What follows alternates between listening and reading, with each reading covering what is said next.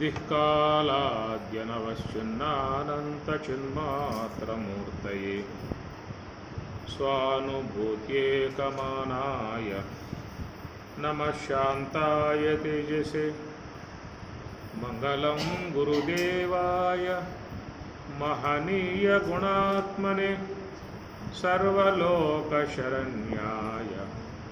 साधुरूपाय मङ्गलम्। सहस्रशीर्षा पुरुषः सहस्राक्षः सहस्रपातु स भूमिं विश्वतो ऋत्वा अत्यतिष्ठदशाङ्गुलम् पुरुष एवेदगं सर्वं यद्भूतं यच्च भव्यम् उतामृतत्वस्येषानः यदन्येनातिरोहति एतावान् अस्य महिमा ततो जायागुंश्च पुरुषः। सहस्रशीर्षा पुरुषः सहस्राक्ष सहस्रपाత్ పురుష సూక్తము పురుషుని గురించిన విషయముగా మంచిగా స్వామివారి యొక్క విషయాలను ఉక్తం మహాత్ములు తమ అనుభవరూపముగా ఉన్నటువంటి వాక్యములతో చేరి ఉన్నటువంటి అంశము పురుష సూక్తము. సహస్ర శీర్ష పురుష కాబట్టి పురుషుడు అని చెప్పన్నప్పుడు పురుష అనే పదము జీవునికి వర్తిస్తుంది, ఈశ్వరునికి వర్తిస్తుంది. అది కేవలం లింగ భేదాన్ని బట్టి చెప్పిన అంశము కాదు.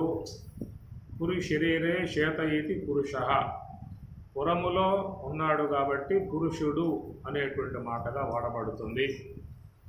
మన ఈ శరీరాన్ని పురము అన్నారు కాబట్టి ఈ యొక్క దేహం అనే పురములో ఉండటం కారణంగా పురుషుడు అన్నారే తప్ప బయట ఉన్న ఆకారాన్ని బట్టి మాత్రం ఇప్పుడు చెప్తున్న విషయం కాదు.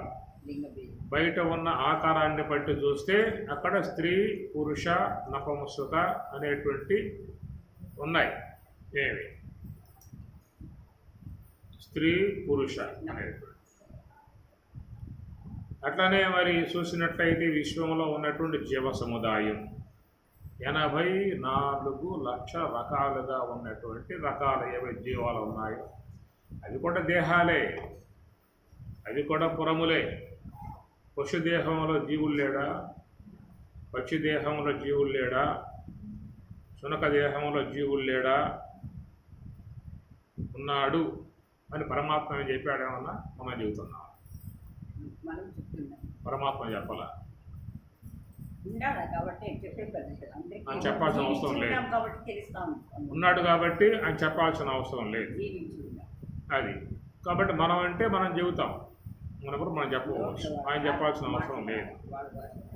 విద్యా వినయ సంపన్నే బ్రాహ్మణే గవిహస్తిని సునిశైవ శ్వపాకే చ పండితా సమదర్శన. బ్రాహ్మణులలో ఉన్నది జీవు, ఏనుగులో, శునకములో, గోవులో, చండాలులలో అన్ని జీవులు చెప్పాడు. సమో సర్వేషు భూతేషు తిష్టంతం పరమేశ్వరం మత్త పరతరం నాణ్యత్ కించిత్ ధనంజయ మయి సర్వం విధం ప్రోతం సూత్రమణిగా. కాబట్టి ప్రకారముగా మరి చూసినట్లయితే సర్వక్షేత్రేషు సమస్త శరీరాలలో జీవుడు ఉన్నాడు, ఈశ్వరుడు ఉన్నాడు. అందుచేత ఒక మానవ దేహంలో మాత్రమే ఉన్నాడు కాబట్టి ఇదే పురము కనుక ఈ పురములో ఉన్నటువంటి వాడిని పురుషుడు అంటారు. ఇతర జీవులు పురాలు కావు, దాంట్లో ఉన్నటువంటి జీవుడు పురుషుడు కాదు. వాటిలో ఉన్న జీవుడు పురుషుడే. అన్ని పురాలే, అన్ని శరీరాలు నవద్వారాలే, ఏకాదశ ద్వారాలు. పురం ఏకాదశ ద్వారం అన్నది కఠోపనిషత్తు. నవద్వారే పురే దేహే అన్నది భగవద్గీత. ఉపనిషత్తులలో పురం ఏకాదశ ద్వారం, అక్కడ 11 ద్వారాలు అని చెప్పి అన్నాడు కఠోపనిషత్తులు. ఏది కరెక్టు? 9 కరెక్టా? 11 కరెక్టా? గీతలో చెప్పింది కరెక్టా? ఉపనిషత్తులో చెప్పింది కరెక్టా? 2 కరెక్టేనా అనే అంశం. కాబట్టి ఈ ప్రకారంగా మనకు వినియోగాత్మకముగా ఉన్నటువంటివి 9 ద్వారాలు కాబట్టి ఆ వినియోగాత్మకముగా ఉన్నటువంటి వారికి మాత్రం స్వామివారు నవద్వారి అనే పదం వాడాడు భగవద్గీతలో. మరి మిగతా 2 అని చెప్పినట్టు అవి కొంచెం వినియోగాత్మక అంశాలుగా లేవు ప్రస్తుతం. తల్లి గర్భములో ఉన్నప్పుడు తల్లి భుజించేటువంటి యొక్క ఆహారము ఆ తల్లి యొక్క పేగుకి ఈడు బొడ్డుకి కట్టేశాడు స్వామివారు. తల్లి గర్భములో ఆ తల్లి పేగుకి వీడి బొడ్డుకి కట్టేయటం కారణంగా తల్లికి ఆమె తిన్నటువంటి ఆ యొక్క ఆహారం జీర్ణం కాగా కొంత ఆహారం వీడికి కూడా పెట్టడం అప్పటి నుంచి ఆరంభమైంది. తల్లి ఈ బిడ్డకు ఆహారం పెట్టేది అప్పటి నుంచి ఆరంభమైంది అన్నమాట.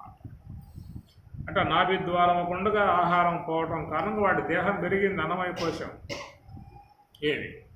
ఇక వాడు బయటకు వచ్చిన తర్వాత ఇక బంధం అవసరంలా, ఆ పేగు బంధం నాభికి అవసరంలా కాబట్టి అక్కడ కట్ చేసి పారేశారు. ఆ ద్వారం కాస్త మూసుకుపోయింది. ప్రస్తుతం ఆ ద్వారం ముయ్యబడి ఉన్నది. అదొక ద్వారం. రెండవది ఏంటంటే మహాత్ములు మరి ఆ యొక్క మోక్ష విషయంలో ప్రాణములను వంచి బ్రహ్మరంధ్రము చించి బ్రహ్మమందు కలయు కౌరవేంద్ర అంగ్రిమూలమున మూలాధార చక్రంబు పీడించి నాభితలము చేర్చి నయముతో మెల్లన వృస్సరోజము మీదికెగయబట్టి హఠమీదను రమందు హత్తించి తాలు మూలములకు దరిమి నిలిపి మమతతో భ్రూయక మద్యంబునందు చేర్చి ఇచ్చలేని యోగి ఎలమి ముహూర్తార్థమింద్రియాను సంగమింతలేక ప్రాణములను వంచి బ్రహ్మరంధ్రము చించి. ఏ పదాలు బ్రహ్మరంధ్రము చించి బ్రహ్మమందు కలయు కౌరవేంద్ర. అట్లాగా మహాత్ములు ఊర్ధ్వగాములుగా బ్రహ్మ కపాలాన్ని భేదించుకుని బ్రహ్మరంధ్రముకుండగా వాళ్ళు ఊర్ధ్వ ప్రయాణం చేసి బ్రహ్మలోకాన్ని చేరుకుంటారని చెప్పి అన్నారు. బ్రహ్మోపాసన చేసేటువంటి వాళ్ళు పూర్ణముగా బ్రాహ్మి ఐక్య భావన పొందకుండా ఉన్నటువంటి వారు ఆ సమయంలో వాళ్ళు పోయే ద్వారం బ్రహ్మరంధ్ర ద్వారము అని. అదే ఏదైనా జీవితంలో పుణ్యములు ఆచరించి ఉన్నటువంటి వాళ్ళకు పోయే ద్వారములు ఈ జ్ఞానేంద్రియ ద్వారాలని చెప్పని. అదే మహాపాపములు చేసి ఉన్నటువంటి వారుగా పోయేటువంటి వాళ్ళ కర్మేంద్రియ అదో ద్వారాలు. అదో ద్వారముల పండగ వాళ్ళు పోతారని చెప్పన్న విషయం ప్రస్తావిస్తూ ఉన్నారు. సరే, ఆ పోయేనాడు ఎడిపోతున్నాడు ఎవరు కనబడే విషయమే కాదు. అందరూ పోయాడు అని చెప్పిన మాత్రం అంటారు. ఇవేం చూసావమ్మా పోయిందని చెప్పి అడిగితే నేను చూడలేదండి. అందరూ పోయాడు అంటారు, నేను కూడా పోయాడు పడే చెప్పాడు.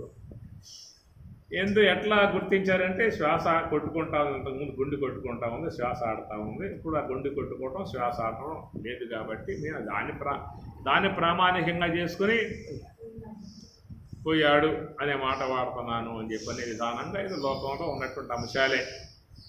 ఇట్లాగా పోయిన తర్వాత ఆ కుటుంబీకులు, బంధువులు, స్నేహితులందరూ 2-3 రోజుల పాటు శోకిస్తారు.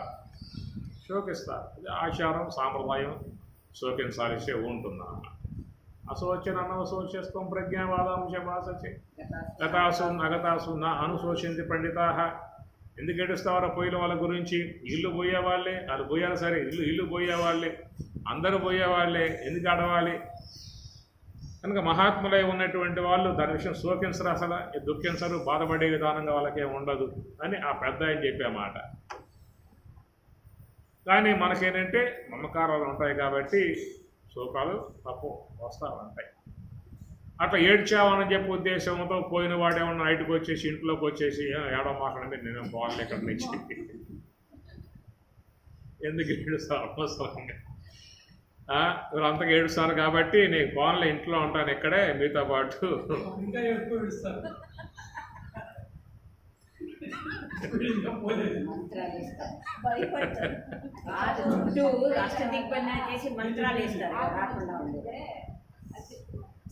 రాడు కానీ ఏంటంటే వీళ్ళందరూ పాపం ఏడుస్తారు కాబట్టి వాళ్ళని కొంచెం ఓదార్చడానికి వచ్చాడు, అంతే, ఇంకేం లేదు. అందువల్ల మీరేం బాధపడవద్దు, దుఃఖించవద్దు. పోయినవాడు పోయినా కానీ మళ్ళీ మీరు వచ్చేసే ఇంట్లోకి ఇట్లాగా ఉంటాను, ఇద్దరం కలిసి ఉందాం, పూర్వలాగానే కలిసి ఉందామని చెప్పానంటే అప్పుడు ఏడుపులు మారుతారా? ఏడుపులు మారుతారా?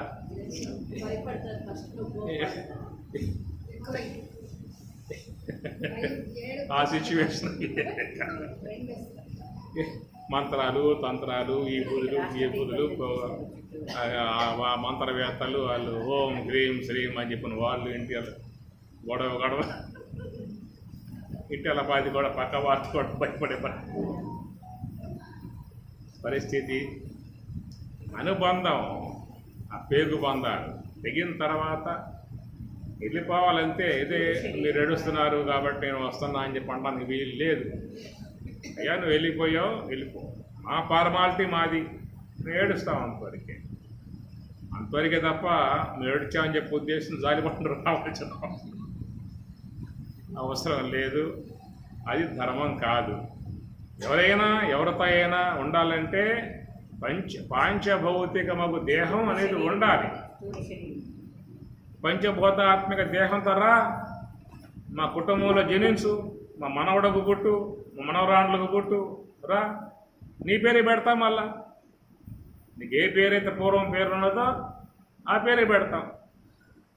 నువ్వు సంపాదించిన ఆస్తులన్నీ మళ్ళీ నీ పేరుకే వచ్చేస్తాయి. రావా? నీ ఆస్తులు నీవే కష్టపడి సంపాదించి పెట్టావో తిరిగి మరలా నువ్వు మా వంశంలో పుట్టినప్పుడు, మా మనవడకు పుట్టినప్పుడు, మా మనవరాండ్లకు పుట్టినప్పుడు తిరిగి మరలా నీకు నీ పేరు మీదకి మొత్తం ఆస్తులన్నీ వచ్చేస్తాయి. అట్లా చాలా వస్తూ ఉండొచ్చు బహుశా.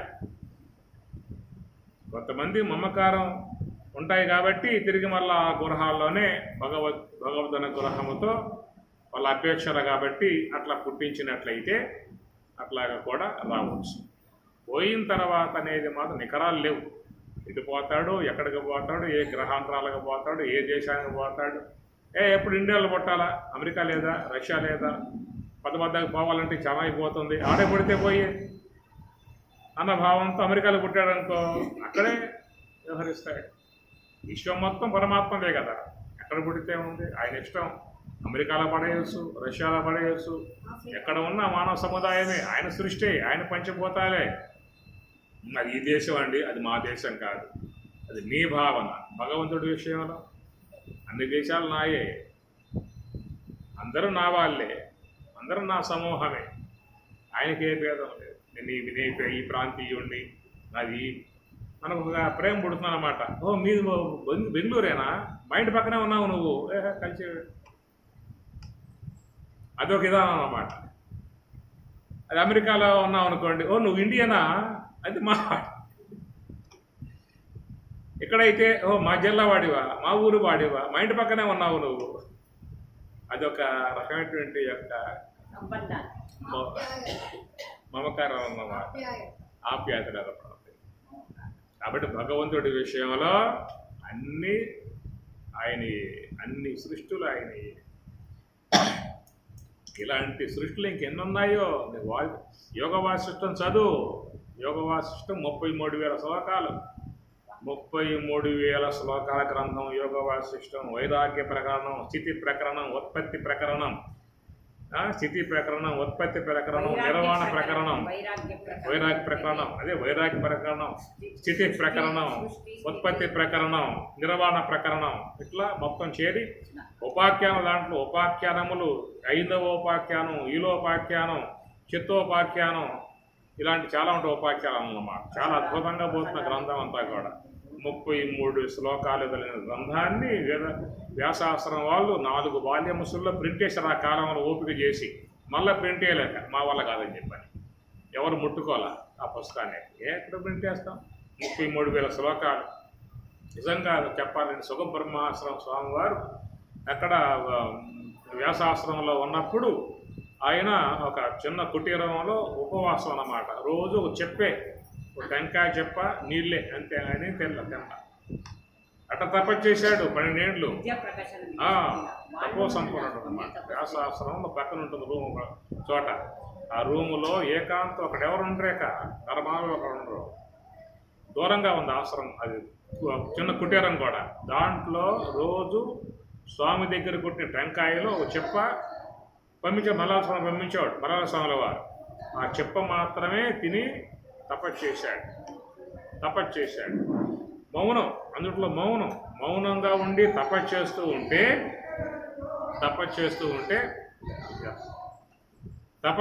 ఉంటే చెప్పారు స్వామి గారు, ఓ పని చేయ, నీకు పని పెడతాను అన్నాడు. అప్పట్లో 33,000 శ్లోకాల గ్రంథమగు యోగ వాసిష్టము హిందీలో ఉందన్నమాట.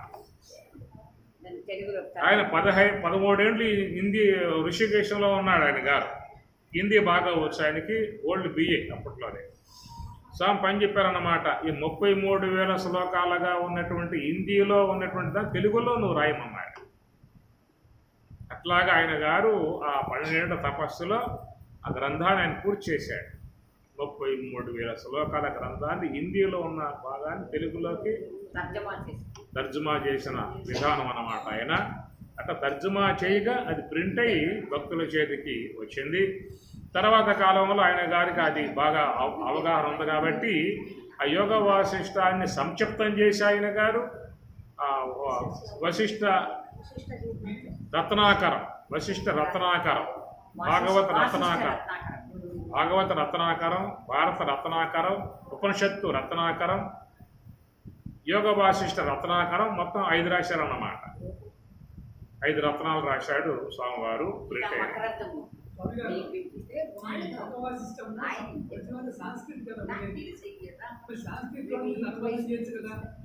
శ్లోకములు సాంస్క్రిటు, కింద తాత్పర్యం తెలుగు. అప్పుడేమో సంస్కృతమే శ్లోకాలు, హిందీలో ఉన్న సంస్కృతమే, కన్నడంలో ఉన్న సంస్కృతమే, అంతే అక్షరం మారుతుంది తప్ప భాష మాత్రం సంస్కృతమే, దాన్ని మార్చే అవకాశాలు లేవు. అది హిందీ లిపిలో ఉన్నది. హిందీ లిపిలో ఉన్నటువంటి దాన్ని తెలుగు లిపిలో ఆయన గారు తీసుకొచ్చి చేయడం కారణముగా ప్రింట్ అయిన గ్రంథము యోగ వాసిష్టం 33,000 శ్లోకాలు అని చెప్పని. అట్టి ఆ గ్రంథంలో ఆయన చెప్తాడు, యోగ వశిష్ఠ మహర్షి అయ్యా సుఖబ్రహ్మాశ్రమం వ్యవస్థాపకులు, దాంట్లో అంటాడు యోగ వాసిష్టంలో వశిష్ఠ భగవాన్ల వారు, అరే ఇలాంటి సృష్టిలు ఎన్నో ఉన్నాయని చెప్పి అంటున్నాడు. ఇలాంటి సృష్టిలు ఎన్నో ఉన్నాయి విశ్వంలో, అనంత విశ్వంలో అంటూ ఉన్నాడు. ఇది స్థౌర కుటుంబంలో అనేక నవగ్రహాలు తిరుగుతూ ఉంటే దాంతోపాటు మనం ఉన్న గ్రహం కూడా తిరుగుతూ ఉంది, చుట్టూ తిరుగుతూ ఉన్నాయి. సూర్యుని చుట్టూ తిరిగి వస్తే 1 సంవత్సరం, తన చుట్టూ రౌండ్ వేస్తే ఒక రోజు. ఆ జరుగుతున్న విధానం అనంత వినివీధుల్లో జరిగే విధానం ఏంటంటే, సూర్యుని చుట్టూ ఒక రౌండ్ వేసిందా అని చెప్పానంటే 1 సంవత్సరం అవుతుంది, తన చుట్టూ రౌండ్ వేసిందా అంటే ఒక రోజు అవుతుంది అన్నమాట. అది భూమికి ఉన్నటువంటి నియామకం. ఆ ప్రకారంగా ఆ యొక్క సౌర కుటుంబంలో ఎన్నో గ్రహాలు ఉన్నాయి. దాంట్లో గ్రహం మన భూగ్రహం అన్నమాట. గ్రహము అంటే గృహ ఆదానే అనగా సూర్యప్రకాశముతో ప్రకాశించేవి కాబట్టి వాట్లను గ్రహములు అన్నారు. స్వప్రకాశముగా ఉన్నటువంటి యొక్క వాట్లను నక్షత్రము అని చెప్పి అంటారు. అలాగా ఎన్నో కొన్ని లక్షల కోట్ల పాలపంతలు దాన్నే గెలాక్సీలు అని చెప్పి అన్నారు.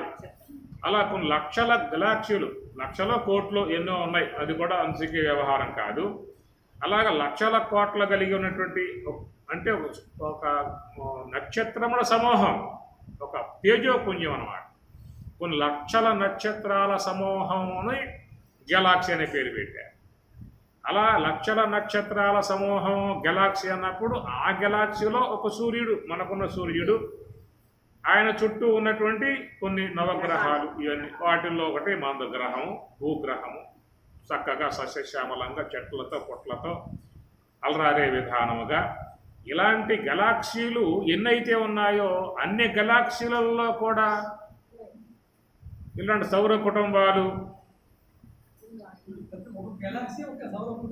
ఒక సౌర కుటుంబం, సూర్యుడు, ఉపగ్రహాలు, దాంట్లో భూమి, అక్కడ మనలాంటి మానవులు. ఇలాంటి విధానం ఈశ్వరుడు నిర్మాణం చేసుకున్నాడు, ఆయన ఇష్టపడి ఏర్పాటు చేసుకున్నాడు.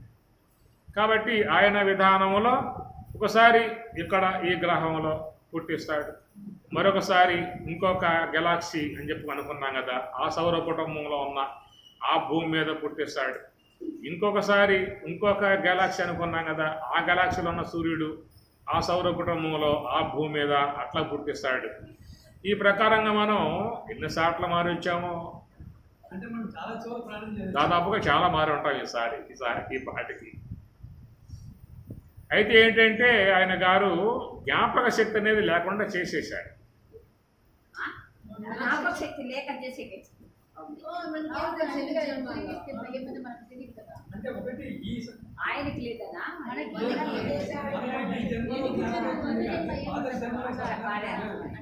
కాబట్టి స్వామివారు జ్ఞాపక శక్తి లేకుండా చేసేసాడు. మనకి మనక ఆయనక. మన దగ్గర స్వామి అదే అదే ఎందుకంటే అది పెట్టాడనుకో, నువ్వేమంటావు, నేను పలానా సౌర కుటుంబంలో పుట్టానండి, ఇక్కడ ఒక సౌర కుటుంబం ఉందా అంటారు.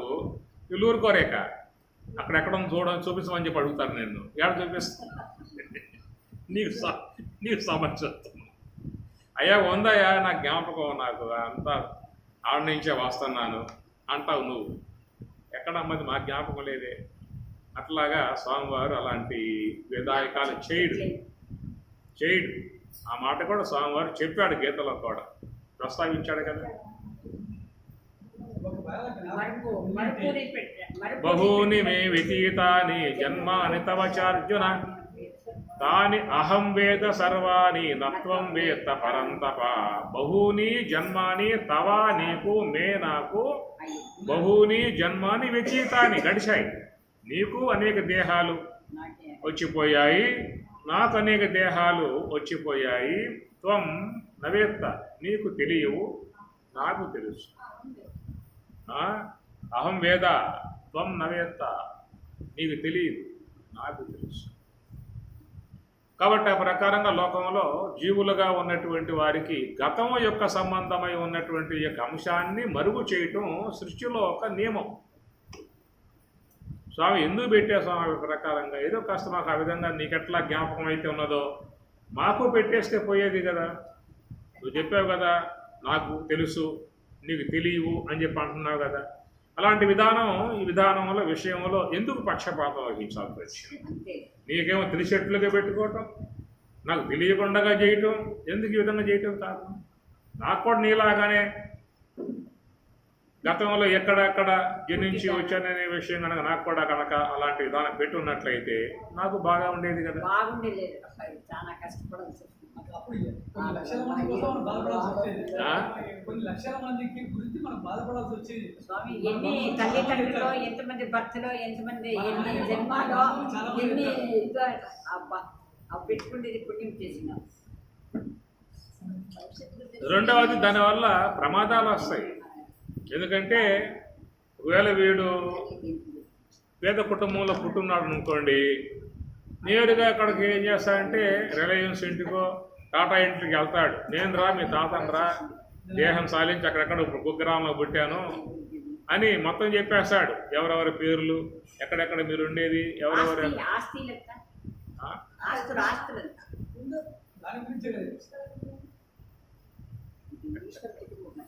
ఈ ప్రమాదాలు వస్తాయి. ఏమి పేద కుటుంబాలు పెట్టాడు అనుకోండి, ఆ జ్ఞాపకం ఉందనుకో, నేరుగా అడపోతాడు. ఏంద్రా మీ తాతనరా, మర్చిపోయారు మీరు, అప్పుడు నా పేరు ఇది, నా భార్య, ఆయన నా పుత్రుడు, మనముడు, ఇక్కడ పడుకునేవాడిని, ఈ వ్యవహారం చేశాను, ఇవన్నీ మొత్తం లెక్కలని నాయే, ఈ రాతంతా నాదే, అలా బ్యాంకులో వేసాను, మీరు చూడలేదు, తెలియదా మీకు, మొత్తం చెప్పాడు అనుకోండి, కన్ఫర్మ్ అయిపోతుంది అనమాట. అప్పుడేమవుతుందో వాళ్ళు తీసుకోవాలా, వదిలిపెట్టాలా, కన్న వాళ్ళు వదిలిపెట్టాలా, తీసుకోవాలా, సమస్యలు వస్తాయి, చాలా సమస్యలు వస్తాయి.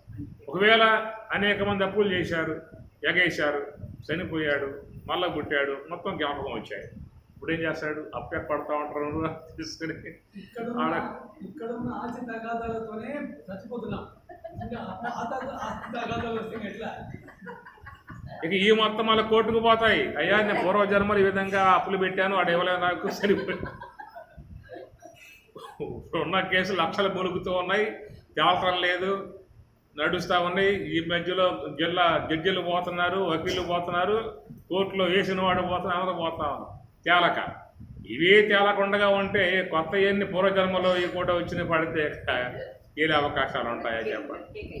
కాబట్టి ఆ ప్రకారంగా ఫ్రెష్గా వచ్చేస్తాడు. ఆ గతాన్ని మనం మరుపు చేసినట్లయితే ఆ కుటుంబంలో జనించినప్పుడు వాళ్ళతో ఆప్యాయతలు, అనురాగాలు, వాళ్ళతో ప్రేమలు, వాత్సల్యములు అట్లా పెనవేసుకోబోతాయి. మావాడే, మేమే అనే భావాలు వచ్చేస్తాయి అన్నమాట. అది కనుక లేకపోయిందా అంటే నువ్వు ఆ కొంపలో గుడ్డొచ్చావు, నువ్వు ఆ ఇంట్లో గుడ్డొచ్చిన వాడి, నువ్వు ఆ ఇంట్లో నువ్వు మా పొలం కదా ఆ ఇంట్లో గుడ్డొచ్చావు. తెలిసిపోతే ఏమవుతుంది? గందరగోళం కదా. నానా జాతి విహంగమాహ, నానా జాతి విహంగమా. వృక్షం మీదకి సాయంత్రం అయ్యిందా అంటే అనేక పక్షులు వచ్చి అక్కడ చేరతాయట.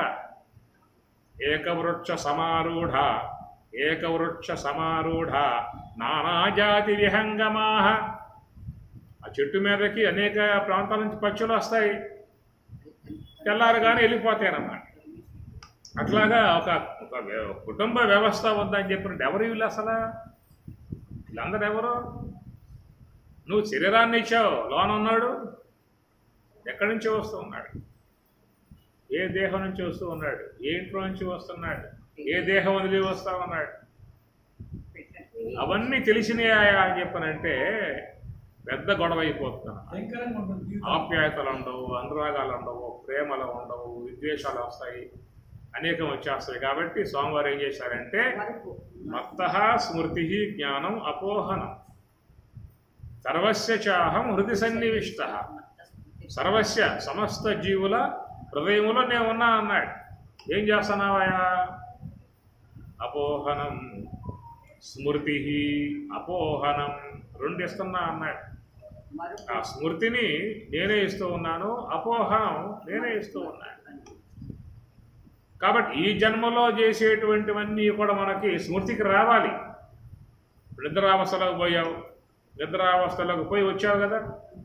నిద్రావస్థకు పోయి వచ్చాక ఒకవేళ అదంతా మర్చిపోతే నిన్న మొన్న ఎక్కడ పెట్టావు, ఎక్కడ ఏ బ్యాంకులో పెట్టావు, ఎవరికి అప్పులు ఇచ్చావు, మొత్తం తుడిచిపోయింది.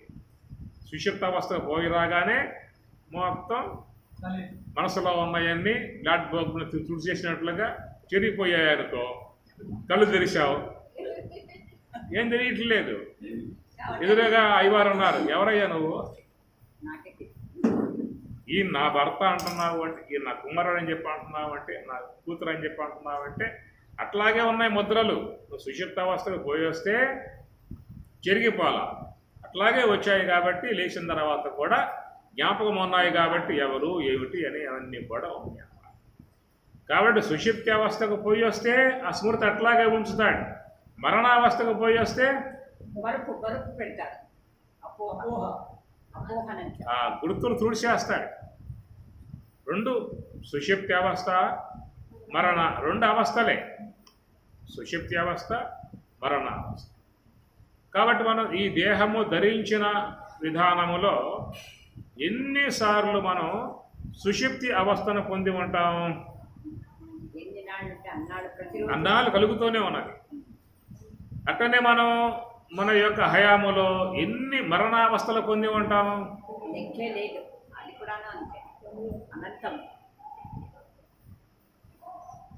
మన హయాములో, మన హయాం అంటే ఈ జీవుడి హయాములో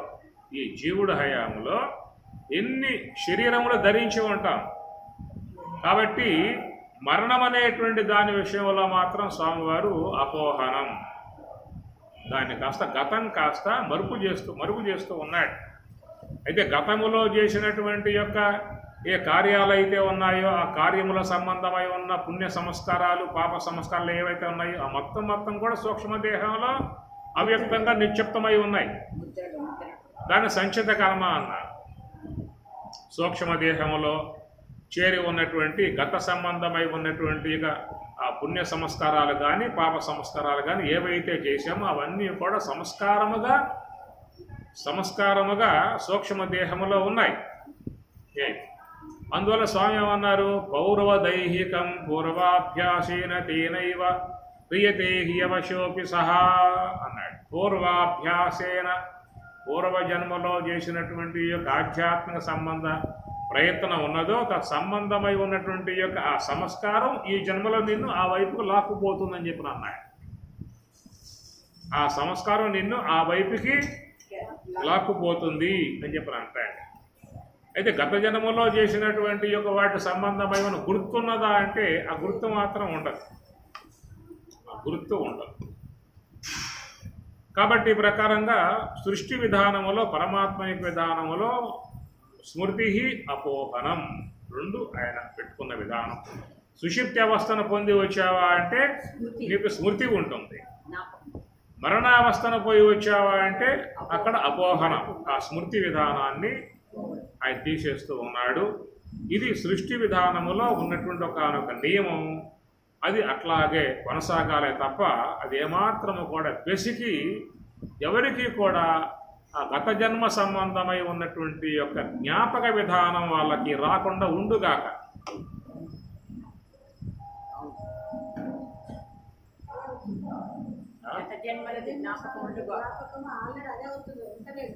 ఏంటి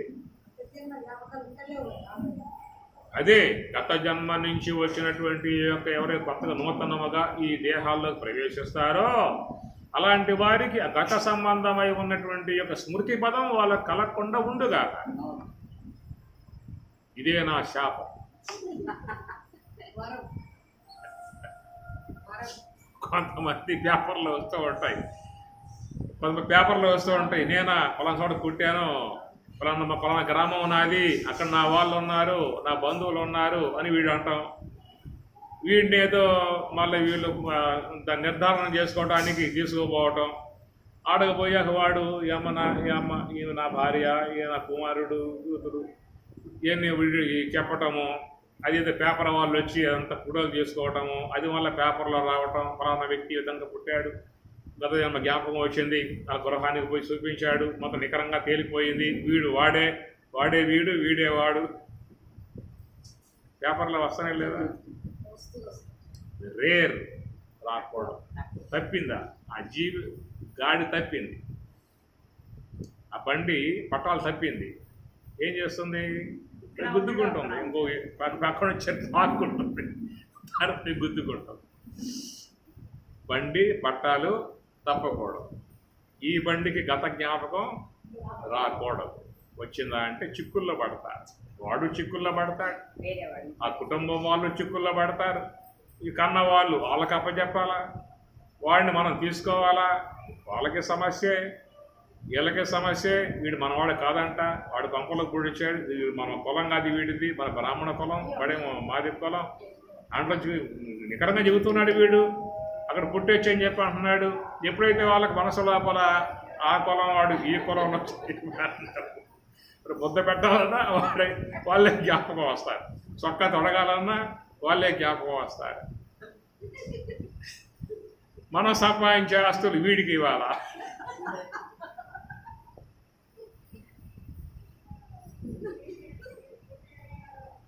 ఎన్నో సమస్యలు, చాలా సమస్యలు.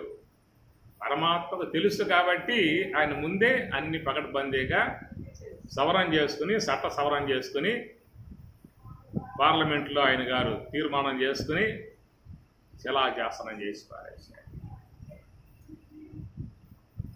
ఇప్పుడు సాయిబాబా గారు ఏమన్నారు? నా పూర్వజన్మ షిరిడి సాయిగా పుట్టాను, ఇప్పుడు పుడపర్తి సాయిగా పుట్టాను, రాబోయే నా యొక్క అవతారం ప్రేమ సాయి అని చెప్పేశారు. ప్రేమ సాయిగా రాబోతున్నారు. నువ్వు చెప్పు, నేను పూర్వజన్మలో పలానా ఇందిరా గాంధీని, అలా మహాత్ములు కాబట్టి వాళ్ళ విషయం వేరు. అట్లా మరి బుద్ధుడు కూడా 40 జన్మల సంబంధ చరిత్రను చెప్పుకొచ్చాడు బుద్ధుడు, తన గతంలో ఎక్కడెక్కడ అనేటువంటి యొక్క అంశం. అట్లాగా మహాత్ముల విషయంలో ఒకవేళ గతంలో ఎక్కడ పుట్టి వచ్చాను అనే అంశం, రాబోయే విధానంలో నాది ఫలానా చోట జన్మింపబోతున్నాను అనే విషయం వాళ్ళు చెప్పుకోవటంలో ఒక అందం ఉన్నది, సంతోషం ఉన్నది, ఇబ్బంది లేదు. ఎందుకని చెప్పానంటే వాళ్ళ జీవితం శుద్ధం, స్వచ్ఛం, వాళ్ళు మంచిగా జీవించారు, లోకహితముగా జీవించారు, లోక ఉపకారముగా జీవించారు. వీళ్ళు రేపు వచ్చినా కానీ వాళ్ళు అదే కార్యం లోకానికి చేసే విధానము అంతా ఉంటుందన్నమాట. కాబట్టి వాళ్ళ యొక్క జీవన విధానం అంతా కూడా ఏవి ఆద్యంతము శుద్ధముగా స్వచ్ఛముగా ఉన్నటువంటి యొక్క విధానం అన్నమాట. అలాంటి విధానములో వాళ్ళ జ్ఞాపకం వచ్చినా కానీ సంతోషమే, ఆనందమే. ఇప్పుడు మనం ఏం చేసి వచ్చామని చెప్పని అదంతా మొత్తం గతంలో ఎవరెవరి వైరాలు, ద్వేషాలు, వైషమ్యాలు, కొట్లాటలు, తిట్లాటలు, కప్పులు పెట్టి ఎగ్గొట్టాలు ఇవి చాలా జరిగినాయి గతంలో. సామాన్యంగా విధానం కాదు, ఎన్నో చేసిన విధానం.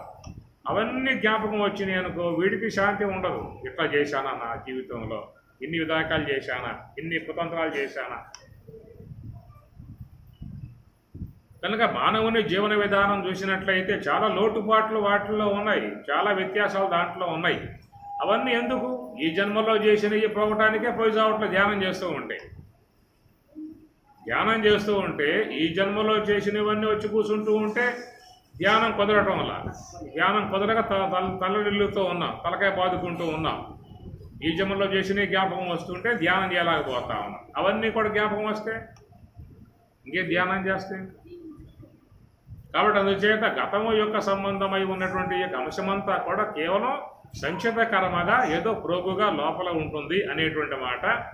ఆ సంస్కారం నీకు మంచిదై ఉన్నట్లయితే ఆ సంస్కారం ఏం చేస్తుందా అంటే పౌర్వదైహికం పూర్వాభ్యాసేన తేనైవ, పూర్వం చేసి ఉన్నటువంటి యొక్క నీ సాధనా సంబంధమై ఉన్న జ్ఞానం యోగం ఏదైతున్నదో అది ఆ సంస్కారం నిన్ను ఈ మార్గంలో నడిపిస్తుంది. పౌర్వదైహికం, పూర్వదేహంలో చేసిన విధానం వాళ్ళకి ఆ ప్రకారంగా మంచి మార్గంలో నడపడానికి ఉపకరించే విధానముగా ఆ సంస్కారం ఉంటుందన్నమాట. సరే, బాగా ఉంది స్వామి. పూర్వాభ్యాసేన అని చెప్పి అన్నావు కదా, పూర్వాభ్యాసేన తేనైవ హ్రీతేవ యవశోపి సహా అనేటువంటి యొక్క మాట. కానీ మంచి చేసి ఉంటే మంచి విధానంగా ఆ సంస్కారం ఈ వైపుకు లాగుతుంది. చెడు చేసి ఉంటే అది లాగుతుంది. గత జన్మలలో చెడు కార్యములు చేసి ఉన్నటువంటి వాడుగా ఉన్నటువంటి వాడి సంస్కారములు ఈ జన్మలో మళ్ళీ వాడిని ఆ సంస్కారములు ఆ వైపుకు లాగే విధానంగా తీసుకుపోతాయి. అదే పుణ్య విధానముగా జీవించిన జీవన విధానం ఉండి ఉన్నట్లయితే ఆ సంస్కారం వీడిని ఈ వైపుకి ఈ విధముగా తీసుకుపోయే విధానము ఉంటుంది. పౌర్వదైహికం పూర్వాభ్యాసేన తేనైవ.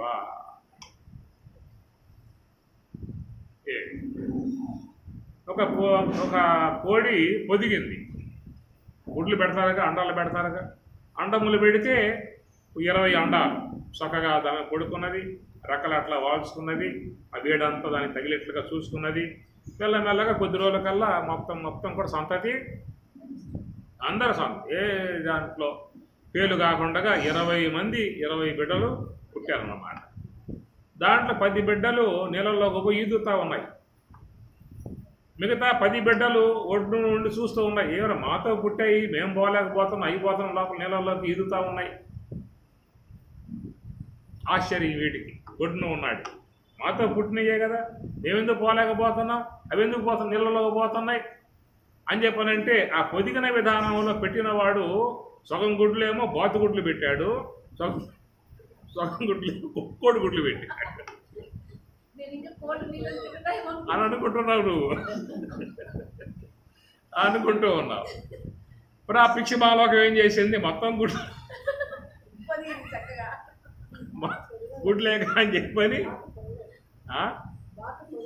బాతు పొదగదు కాబట్టి కోడి బతుకుతుందన్నమాట. అట్లా ఉంది సృష్టి. ఏం చేయాలి చెప్పండి. కాబట్టి ఆ ప్రకారంగా వాడు సగం అయి పెట్టాడు, సగం ఈ పెట్టాడు. ఈ పిచ్చి మాలోకం అన్నీ మాయే కదా ఈ దేశం పొదిగేసింది. పొదిగిన తర్వాత వాటి సంస్కారం బట్టి అవేమో నీళ్ళలోకి ఈదుతా ఉన్నాయి.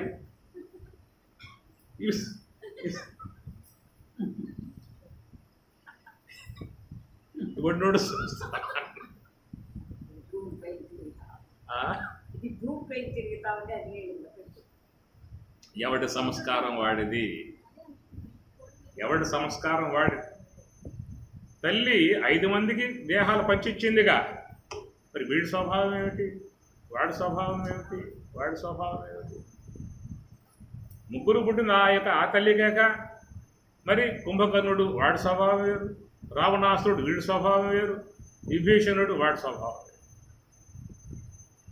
గాంధీని కనలా తల్లి ఒకటే కన్నదా? ఎంతమంది కనలా? ఎందుకు అందరు గాంధీని కాలేదు? కాబట్టి ఏంటంటే వచ్చే జీవులు ఎక్కడెక్కడి నుంచో వస్తూ ఉన్నారు. ఆ తల్లి గర్భంలో ప్రవేశించారు. తల్లి శరీరాన్ని ఇస్తుంది, సంస్కారములతో వాళ్ళు ఆ దేహంలో ప్రవేశించారు. కాబట్టి పుట్టిన తర్వాత వాళ్ళ సంస్కారానుగుణ్యంగా వాళ్ళు వెళ్ళిపోతారు. కాబట్టి ఈ ప్రకారం కుటుంబంలో 10 మంది ఉన్నారంటే ఆ వ్యక్తిత్వాలు వేరు, స్వభావాలు వేరు, ఆలోచనలు వేరు, నిర్ణయాలు వేరు, అభిరుచులు వేరు. ఎవడి యొక్క మార్గం వాడి విధానాలుగా పోవటం ఏంటంటే ఎవరెవరి సంస్కారం ఎట్లా ఉంటుందో వాళ్ళ ప్రకారాలుగా పోయే విధానం ఏర్పడుతుంది. కాబట్టి ఈ ప్రకారముగా దేహం అనేటువంటిది మాత్రమే ఆ దేహం నుంచి ఆవిర్భావం అయింది తప్ప ఆమె సూక్ష్మ దేహాన్ని కూడా కన్నదా? స్థూల దేహాన్నే కన్నదా? ఆమె కన్నది నవమాసాలుగా పోషించి స్థూల దేహాన్ని కన్నదే తప్ప సూక్ష్మ దేహాన్ని, కారణ దేహాన్ని కూడా కలుపుకొని ఆమె కన్న విధానం కాదు. ఎక్కడి నుంచో వస్తూ ఉన్నాడు. చెడనేని దేహము చెడుగాని పురుషుండు చెడడాతనికి ఎంత చేటు లేదు. దేహమునకు దేహ పుంజమునకు వేరుగాని ఏకత్వంబు కానరాదు. కనుక ఈ ప్రకారంగా విశ్వంలో ఉన్నటువంటి ఇది ఒక నాటకం. ఎంతగా జరిగేటువంటి అవ్యక్తముగా మాయలో జరిగేటువంటి వ్యవహారం ఎవడికి ఏమీ తెలియదు. భూమి మీద పడ్డప్పటి నుంచి ఏదో అమాయకంగా పెరుగుతాడు, తెలియంతంతో పెరుగుతాడు. తెలిసినా కానీ ఏం తెలుస్తుంది అంటే ఈ పరిసర ప్రాంతాలలో ఉన్నటువంటివి తెలుస్తుంది అంతే. చదువుకుంటే ఆ చదువు సంబంధ విషయాలే తెలుస్తాయి. దానికి సంబంధించినటువంటి జాబులే వస్తాయి. ఆ జాబ్ ఏదో చేసుకుంటూ వివాహం చేసుకున్నాడా, సంసారం శీలించాడా, పిల్లల్ని కన్నాడా, వాళ్ళని మళ్ళీ పోషించే విధానం, పెద్దవాళ్ళని చేసే విధానం, వాళ్ళ పిల్లల మీద బ్యాంకుల్లో వేసే విధానం, పెరిగిన తర్వాత వాడికి ఏ ఉద్యోగం, ఈ అమ్మాయికి ఏ ఊరిలో పెళ్ళి, సరిపోయే వీడికి ఇంకేం ఆలోచిస్తాడు? ఇక తీరా అన్నీ అయిపోయిన తర్వాత ఆలోచించడానికి అక్కడ బుర్రబడ పనిచేయదు. ఈ ప్రకారంగా వచ్చాడా, అట్లాగే వెళ్ళిపోయాడా? కాబట్టి తన యొక్క వ్యవహారం వారికి మాత్రమే ఆలోచన విధానాలు తప్ప సృష్టికర్త యొక్క విషయం నుంచి ఏదైనా పరిశీలన చేసి ఆయన అంశాల నుంచి ఏం లాక్కు రావాలని చెప్పినంటే మాత్రం వీడికి అంత విధానమే లేదు. వీడికి ఉన్నదే సరిపోతుంది. ఇక్కడ ఆడదాకపోయే సమయం వేడన్నది. కాసేపు రారా కూర్చోరా ఉపన్యాసం అని చెప్పి ఎక్కడంటే ఉపన్యాసం అంటే ఈ విషయం వేరు, మా విషయం వేరు. వెనకాల మొత్తం తంతా ఉన్నాయి పట్టుకొని లాగుతా ఉంది. ఇంతవరకే మానవుడు ఎంతవరకే జీవించే విధానముగా పరిమితం చేసి పరమాత్మ పెట్టేశాడు. నేత్రం చూసే శక్తి ఎంతవరకు? అమెరికాలో ఏం జరుగుతున్నాయో, బాంబేలో ఏం జరుగుతున్నాయో, కలకట్టాలో ఏం జరుగుతున్నాయో మొత్తం కనబడతాయా? అది నీకు అవసరమా? ఒకవేళ స్వామి నీకు ఇచ్చాడు అనుకో, కలకత్తా మొత్తం ఏం జరుగుతున్నాయో, బాంబే మొత్తం ఏం జరుగుతూ ఉన్నాయో కనపడ్డాయా అనుకో, ఆ గుండె చిన్న గుండె తట్టుకుంటుందా? ఇప్పుడు మహాత్ములు దూరదృష్టి ఎక్కడో చూస్తారు వాళ్ళు. అట్లా చూశారంటే దివ్య దృష్టి వాళ్ళు మహాత్ములకి. పరమాత్మ వ్యాస భగవానుల వారు వచ్చారు. ధృతరాష్ట్రుడు కుమారుడేగా, ఆయన సుపుత్రుడుగా ధృతరాష్ట్రుడు. నాయనా నీకు చక్కగా యుద్ధం ఎట్లా జరుగుతుందో మొత్తం కూడా కనపడేట్లుగా నీకు దృష్టి ఇస్తున్నా అన్నాడు, దృష్టి ప్రసాదిస్తున్నా అన్నాడు. అదే మాట పరమాత్మ కూడా చెప్పాడు ఒకప్పుడు.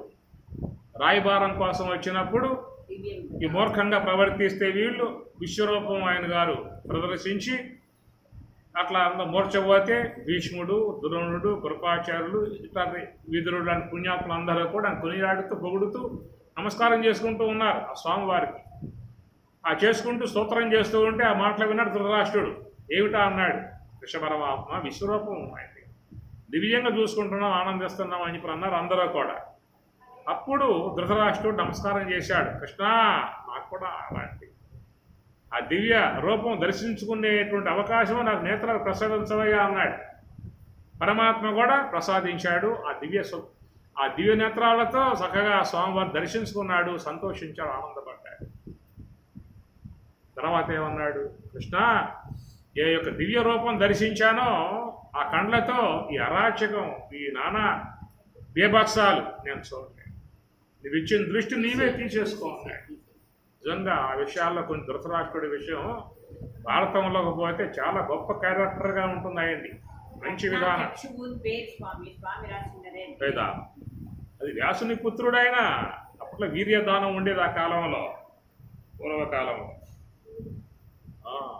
ఉత్తమ పురుషుల నుంచి వీర్యదానాన్ని తీసుకునే సంతతి కలగ చేసుకునే రాజ్యాంగ విధానాలను అనుసరించి అట్లాగా తల్లి ప్రార్థన చేస్తే వచ్చి ఆయన గారు ఏదో పుత్ర విధానానికి ప్రసాదించిన విధానము. ఆయన అంశతో జనించాడు. తల్లి చేసిన పొరపాటు కళ్ళు మూసుకుందాపన్న ఆయన గారు ఆకారం చూసి తల్లికి చెప్పాడు, అమ్మ కళ్ళు మూసుకుందే, అలాంటి వాడు పుట్టమని చెప్పాను. ఎట్లాగో నాయన అని చెప్పని రేపు మళ్ళీ రా నాయన ఇంకొక ఆమె తెల్లబోయి చూసినారు. ఆ తెల్లబోయి చూస్తూ మొత్తం ఆమె పుట్టేవాడు కొండ పుడతాండి. కాదు నాయన మళ్ళీ రారా అని చెప్పాను. మళ్ళా వచ్చాడు. ఇద్దరు భయపడిపోయి దాన్ని ఏర్పాటు చేస్తే ఆమె సేవించి భక్తితో చేయటం కారణముగా ఆమెకు పుట్టిన విధానంగా విదురుడు నీతివేత్త జనించిన విధానం భారతంలో ఆయనే రాసుకున్నాడు.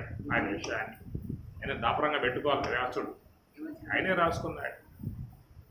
కనుక ఆ దివ్య విధానం ధృతరాష్ట్రుని యందు మనం చూస్తాం. భారతంలో చాలా సందర్భాలలో పుత్రుడికి నీతి చెబుతాడు, తప్పురా అట్లా పోకూడదు, ఇది రాజ్యం వాళ్ళదే మంద కాదు అని. ఆ ధర్మరాజుకు కూడా పట్టాభిషేకం చేశాడు, యువరాజు పట్టాభిషేకం చేశాడు. అయితే మళ్ళీ వాడు మొండికి పడి నువ్వు యువరాజు పట్టాభిషేకం చేస్తే రేపు మళ్ళీ రాజు అయి కూర్చుంటే బంటులుగా జీవించాలా ఆడి కింద, కాబట్టి మేము చచ్చిపోతాను అడిగిపోట. ఆ పుత్రవాత్సల్యంతో జరిగే వ్యవహారం కొంత దాంట్లో ఉంటుంది. కాబట్టి ఆ ప్రకారంగా నేత్రాలు ప్రసాదించాడు పరమాత్మ. నాకు వద్దు స్వామి నేత్రాలు నువ్వే తీసేసుకోవాలి. గొప్ప, చాలా గొప్ప మాట, యుద్ధం జరిగేటప్పుడు కూడా గొప్ప మాట ఇది. వ్యాసుడు యుద్ధం జరిగేటప్పుడు వ్యాసుడు అతనికి దృష్టి ఇస్తానంటాడు. అది వస్తున్నా, అది గొప్ప మాట అని చెప్పన్నా. ఇచ్చిన దృష్టి నాకు అవసరం. నిజంగా కన్నులు లేకపోతే ఏముంది జీవితం చెప్పండి. జీవితంలో కన్నులు లేకపోతే ఆ జీవితం దుర్భరం. అలాంటి విధానములో కూడా మరి ఆయన గారు నాకు వద్దన్నాడు, ఆయన కూడా తీసేశాడు. తర్వాత సందర్భంలో యుద్ధం అనివార్యమైంది. పరమాత్మ వద్దనుకున్న కాల అనివార్యమైంది, యుద్ధం సిద్ధమైంది.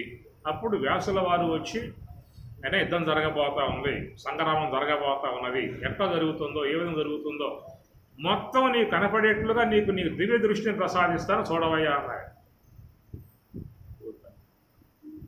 అక్కడేమో కావాలన్నాడు పరమాత్మ విషయం కాడ, ఆడ కావాలన్నాడు, మొదల వద్దన్నాడు. ఇక్కడ మాత్రం ఇస్తానంటే నా వద్దన్నాడు. చూడలేదు, ఆ రాజుకొని చూడలేదు, వద్దన్నాడు. అప్పుడు పక్కనే ఉన్నాడు ఎవరంటే ఈ సంజయుడు ఉండటంతో, నాయన నీకిస్తా ఆ దివ్య దృష్టి, నీవు యుద్ధములో ఏం జరుగుతుందో మొత్తం చూస్తావు. మనకేంటంటే కథాంశంలో మనకు సినిమాల్లో వచ్చే విధానం ఏదో చుట్టూ కుంపట పెట్టుకుని దాంట్లో అగ్ని గుండంగా ఏల్చుకుని దాంట్లో చూస్తూ చెప్పే విధానం మాకు కనపడుతుంది. ఇది మనం చూసి సినిమాల్లో. భారతంలో మాత్రం వ్యాసుని యొక్క వర విధానములో నువ్వు యుద్ధ రంగంలో తిరుగుతూ ఉంటావు. నీవు ఎవరికి కనపడవు. ఎవరెవరు ఎలాంటి విధాయకాలుగా ఉన్నారో, వాళ్ళ మనసులలో కూడా ఎలాంటి ఆలోచనలు ఏర్పడుతూ ఉన్నాయో, ఎవరు ఏ యొక్క మంత్రం చెప్పి సంధిస్తుంటారో ఆయుధాలు కూడా, అవన్నీ ఇప్పుడు నీకు తెలుస్తాయని చెప్పేసి అనే వరం ఇవ్వటంతో అప్పుడు ఈ సంజయుడు యుద్ధరంగంలో సంచరించాడు అవ్యక్తముగా. కుంపటి బిడ్డ చూస్తాం కదా భారతంలో చూస్తే, భారతంలో యుద్ధరంగములో సంచరించాడు అవ్యక్తముగా, ఎవరు కనపడకుండా. ఈయనకి అందరు కనపడతారు, అందరికీ తెలుస్తుంది ఈయనకి, ఈయనెవరికి తెలియదు.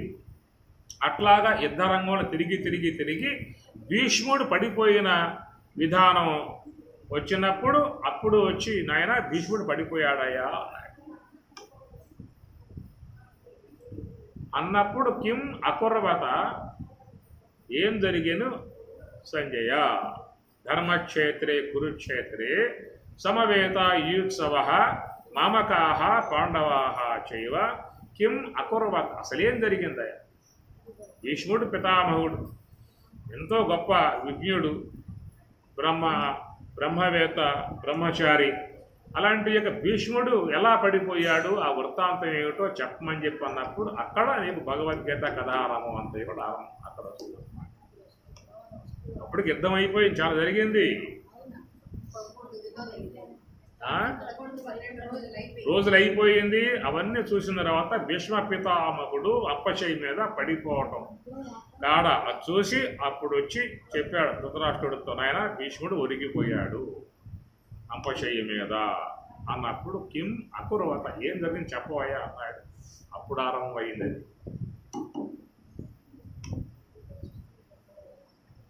అంటే ఏమిటి? ఒక దివ్య దృష్టి లాంటి యొక్క అంశములు కోణం ఉన్నది మహాత్ముల విషయంలో. అలాంటి దివ్య విధాయకాలు అనేటువంటివన్నీ కూడా ఉన్నాయి. అవి సామాన్య మానవులకు అందుబాటులో లేవు. అవి ఈశ్వరాంశతో చేరి ఉన్నటువంటి అన్నమాట. ఏంటి? ఈశ్వరాంశలో చేరి ఉన్నటువంటి దివ్య తత్వము. నాంతో స్మమ దివ్యానాం విభూతీనాం పరంతప, నా యొక్క దివ్యత్వములు, నా విభూతులు, నా ఐశ్వర్యములు ఎవరికీ తెలియదు అన్నాడు. నువ్వు నాకు భక్తుడు కాబట్టి నేను నీకు కొన్ని చెప్తున్నా అని చెప్పని అంటాడు. కాబట్టి సామాన్య మానవులకు అవి సాధారణంగా వచ్చేటువంటి యొక్క అంశములు కావు. అవి ఎవరైతే ధ్యానం చేస్తారో, యోగం చేస్తారో, యోగ సమాధి వైపు పయనిస్తారో, ఈశ్వరత్వమును పొంది ఉన్నటువంటి యొక్క మహాత్ములకు మాత్రమే అలాంటి దివ్యత్వములు ప్రసాదింపబడతాయి. ఎవరి ద్వారా? సర్వేశ్వరుని ద్వారా అట్టి యోగ మహాత్ములకు ప్రసాదింపబడతాయి. అలా ప్రసాదింపబడ్డటువంటి విధానంలో భాగమే బ్రహ్మేంద్ర స్వాముల వారు, వీర బ్రహ్మేంద్ర స్వాముల వారు. ఆయన కాలజ్ఞానము చెప్పాడు, తత్వజ్ఞానము చెప్పాడు. చలవసగి పంపుమా గురుదేవా సద్గురుదేవా, శలవసగి పంపుమా. దేహోహంబను దేహ భ్రాంతి విడి సోహం భావ రహస్యం బెరిగి. దేహోహంబను దేహ భ్రాంతి విడి సోహం భావ రహస్యం బెరిగి. అహం బ్రహ్మాస్మి అని మది తలచుసు మోహపాశమును మొదటికి దృంచి. శలవసగి పంపుమా గురుదేవ. తత్వం రాసింది ఎవరు? బ్రహ్మంగా. వాడి పుస్తకంలో ఉంది స్వామి. మరి పుస్తకంలో నేను ప్రింట్ వేశాను. దానికి రాగం నేను కట్టుకున్నాను. రాగం దాంట్లో ఏదో ఉంటుంది.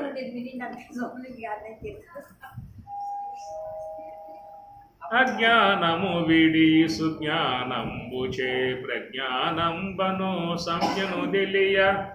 దరిజూపవేయక దరిజేరగా మాకు అయమాత్మాయను అనుభవమందా.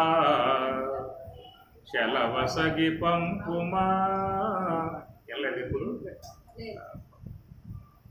పంపుతాను మీ వాట్సాప్లో. నేను పాడా థియేటర్కి పోయి డబ్బులు ఇచ్చి పాడా. అక్కడ తబలా పెట్టించా, హార్మోనియం పెట్టించా. రికార్డింగ్ థియేటర్కి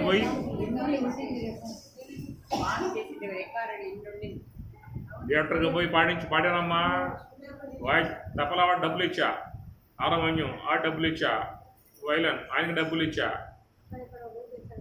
రికార్డింగ్ చేసిన వాడు పడుకుంటా డబ్బులు ఇచ్చా, డబ్బులు ఇచ్చి పాడా. మీకు మాత్రం డబ్బులు తీసుకోకుండా ఇస్తున్నా.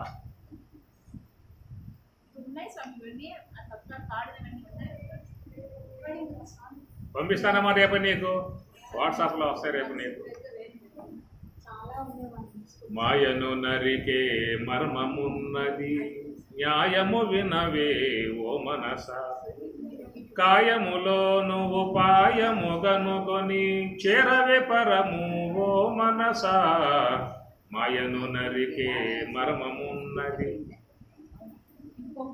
అండపిండ బ్రహ్మాండములన్నీయు బ్రహ్మములోనివే ఓ మనస.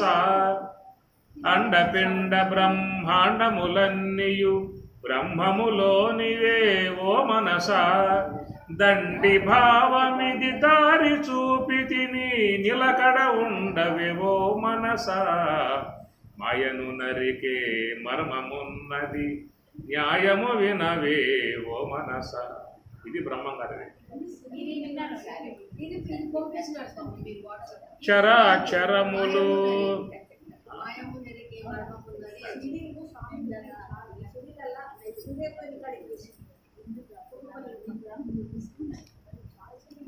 అంతా బాగా ఉన్నారా, మీరంతా బాగా ఉన్నారా, మీరంతా ఎక్కడికో పోయా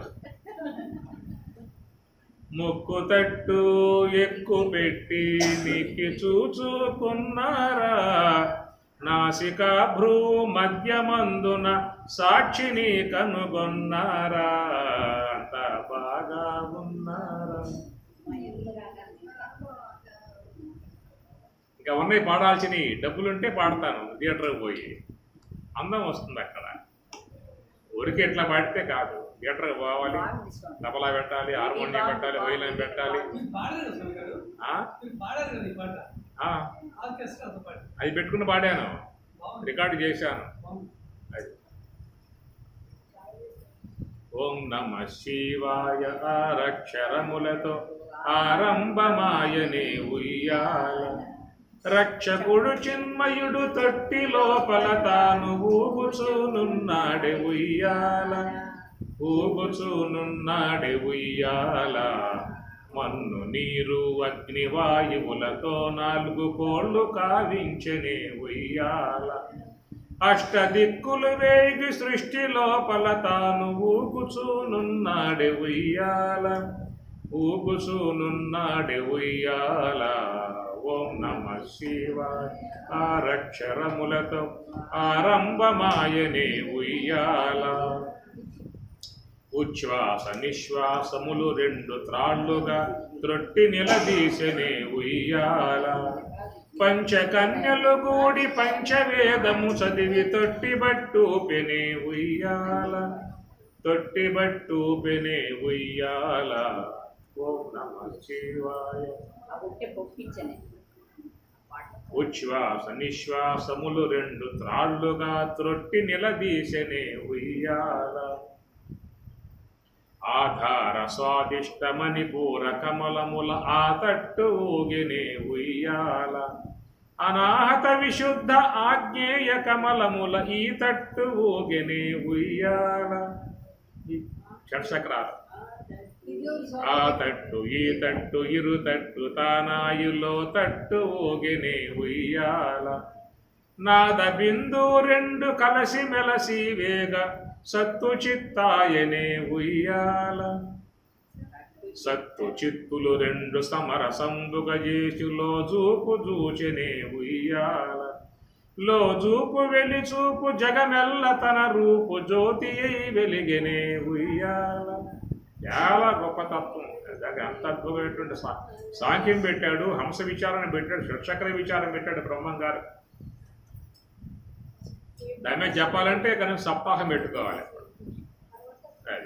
ఋషికేశంలో పెడతాంగా, ఇది చెప్తా అప్పుడు ఋషికేశంలో పెట్టినప్పుడు ఇది ఇది సప్తాహంలో మీకు మొత్తం షట్చక్రాలు పంచీకరణ స్థూల పంచీకరణ సూక్ష్మ పంచీకరణ షట్చక్ర విచారం సాంఖ్య విచారం మొత్తం మీకు వచ్చేస్తాయి.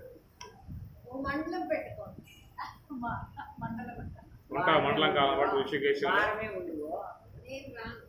నువ్వు రాకపోతే ఇంకే నీకు చెప్పేది ఉంది.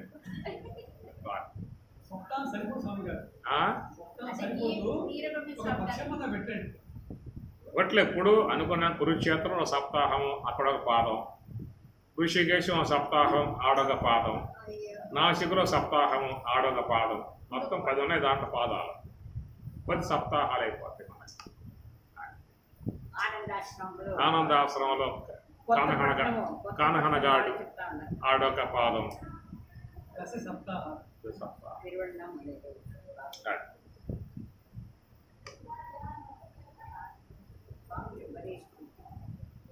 ప్రొద్దుటూరులో ఒక సప్తాహం,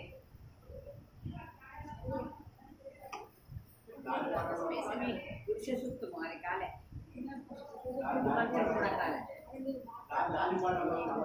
చెప్పది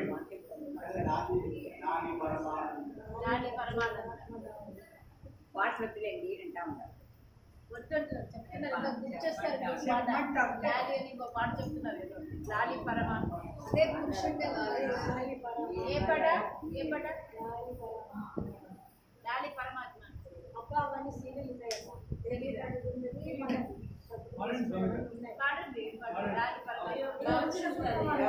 ప్రవచనం అయిపోయింది పడతారు.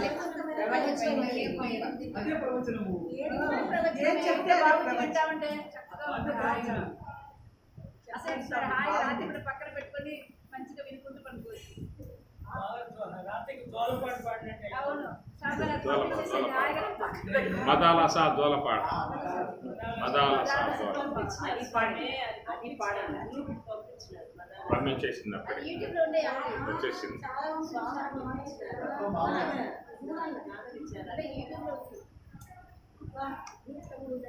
కాబట్టి ఈ ప్రకారంగా సరే చాలా ఉన్నాయి, ఇది మీద పెట్టుకుందాం మళ్ళా. ఇప్పుడు కాశీ అయ్యింది, తర్వాత నెక్స్ట్ ఆలోచన చేస్తాం, ఆడికి వచ్చేయండి అంతేక. శేష జీవితం మూడాళ్ళ ముచ్చట పోయాయి, 2 ముచ్చట్లు అయిపోయాయి, 3వ ముచ్చట్లో ఉన్నాం. ఎప్పుడ బండ్లు గట్టెక్కుతాయి తెలియదేక. దేహినోస్మిన్ యథా దేహే కౌమారం యవ్వనం యరా తథా దేహాంతర ప్రాప్తి ధీరస్తత్ర న ముహ్యతి. మహానుభావుడు. కౌమారం యవ్వనం జరా. స్వామి పెట్టి చెప్పింది మూడే పెట్టాడు స్వామివారు. బాల్యం, యవ్వనం, వృద్ధాప్యం. ఏం స్వామి 3 పెట్టారు, 10 పెట్టకూడదా? సావకాశంగా తిరిగ్గా అనుభవించే వాళ్ళం 3 పెట్టావు, దాని 2 ఉన్నాయి. ఏం ఉపయోగం మాకు? ముందున్న బాల్యం తెలియకుండా పోయే, వెనకాల ఉన్న వృద్ధాప్యం తెలిసిన ఉపయోగం లేకపోయే. కాళ్ళు వంగవు, నడువులు నొప్పులు, కీళ్ళు నొప్పులు, అది ఉపయోగం లేకుండా పోయే. మన మధ్యలో పెట్టావు, మెరుపు తీగలాగా మెరిసి వెళ్ళిపోయే. ఏముంది తీరిపర చూస్తానికి? అది తెలియకుండా పోయింది, తెలిసిపోయింది. మధ్యలో మెరుపుతే ఎప్పుడు పోయింది. ఏ రోజు వస్తే అన్నీ అయిపోయి వస్తున్నాయి.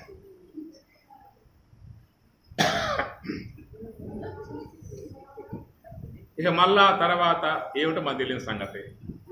ఎక్కడ పడేస్తావో, ఏ దేవంలో పడేస్తావో, అది గుర్తుపడదు. చెరువుల్లో పడేస్తావో, సముద్రాల్లో పడేస్తావో, అరణ్యాల్లో పడేస్తావో, జనారణ్యంలో పడేస్తావో అర్థం కాని కావు.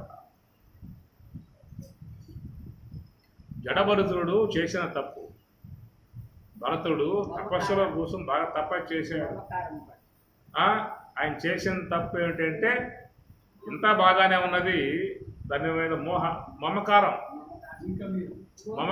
అయ్యో బిడ్డ పాపం ఇప్పుడే కనదు, అసలు తల్లి పోయింది, దీని దిక్కెట్లాగా అనే జాలి కలిగింది ఆయనకి. దాన్ని తీసుకొచ్చి ఆశ్రమంలో కొంచెం తుడిచి శుద్ధం చేసి కాస్త మేత తినిపించి మెల్ల లేకదీసి పెంచాడు. దాంతో కాలక్షేపం ఆరంభమైంది. లేకపోతే దిగులు ఎటు పోయిందో, ఎక్కడ పోయిందో, అరణ్యంలో సింహాలు ఉన్నాయి, పుల్లు ఉన్నాయి, ఇవి ఉన్నాయి, ఏ చంపేస్తే తినేస్తాయేమో దీన్ని అనే రక్షణ భారం వహించుకున్నాడక. మోహం పెరిగి ఈ మమకారం కాస్త మోహమైంది. జాలి, మమకారం, మోహం అయిపోయింది. తెలియకుండా వచ్చేస్తాయి అంతే, తెలియకుండా వచ్చేస్తాయి అట్లా మమకారం, మోహం. ఇక మరణశయ మీద ఉన్నాడు. ఆ సందర్భంలో మరి పోతున్నాము, ఏమైపోతుందనే భావంతో మనస్సులో అదే తలంపుతో దేహం సాధిస్తే యద్భావం తద్భవతి మతి ఎంతో గతి ఎంతో. మరలా లేడై పుట్టాడు. దాంట్లో గమ్మత్ ఏంటంటే, లేడై పుట్టిన విధానంలో ఆయన గత జన్మ జ్ఞాపకం ఉంటుంది. భాగవతం వస్తుంది ఈ అంశం.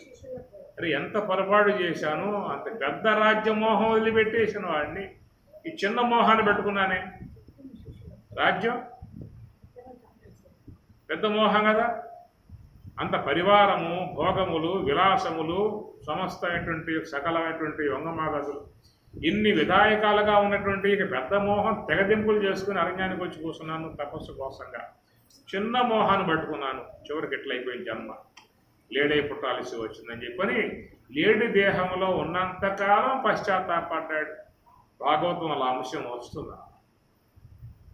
ఆ ప్రకారంగా మళ్ళా లేడి దేహం విసర్జించి మళ్ళీ బ్రాహ్మణ కుటుంబంలో జనిస్తాడు ఆయన జడభరతుడు. చిన్నప్పటి నుంచి ఆ సంస్కారం ఆయనకు ఉంది కాబట్టి, జ్ఞాపకం ఉంది కాబట్టి ఇక మళ్ళీ పొరపడకూడదు, ఏ విషయంలో కూడా ఏ కించిత్ కూడా మోహాన్ని పొందకూడని చెప్పే ఉద్దేశంతో పుట్టినప్పటి నుంచి అదే స్పృహతో ఆయన పెరిగాడు. ఎలాంటి విధాయకంగా మోహాలు లేవు, దిగంబరుడుగా జడభరతుడుగా ఉన్న విధానము. ఆ తర్వాత రాజు తన కాళికా అమ్మవారికి నరబలి ఇచ్చే అలవాటు ఆడుకున్నది. నూరో బలిరా, బలి బాగా ఉండాలి, నరబలి బాగా ఉండాలి, అది బలిస్తే అమ్మవారు పెంచుకుంటుంది, వరాలు ఇస్తుందని చెప్పని రాజు చెప్పటము. ఈ పరివారం అంతా పోయి ఎతకటము. ఎక్కడో చెట్టు కింద వీడు బాగా నున్నగా ఉన్నాడు, ఎర్రగా ఉన్నాడు, బాగా వయసులో ఉన్నాడు, చూశారా పని, ఈయన పట్టుకుపోతే రాజుగారు మెచ్చుకుంటాడు, బహుమానం విసర్జించే ఉద్దేశంలో ఆయన పట్టుకురావటము. ఆయన కాస్త పసుపు రాయటం, కుంకుమ బొట్లు పెట్టడం, యాపమంటలు వేయటం, గారెలు వేయడం, గీర్లు మొత్తం చేశారు. ఆ పని ఏం కావాలని లేదు. ఊరిగింపుగా తీసుకుపోయి అమ్మవారికి ఏదో సేవలు పూజలన్నీ చేసిన తర్వాత ఇక ఈయన కొడుకోబెట్టి అమ్మవారికి బలి ఇవ్వబోతూ ఉంటే భయం పుట్టింది. ఆ భయం ఎవరికి?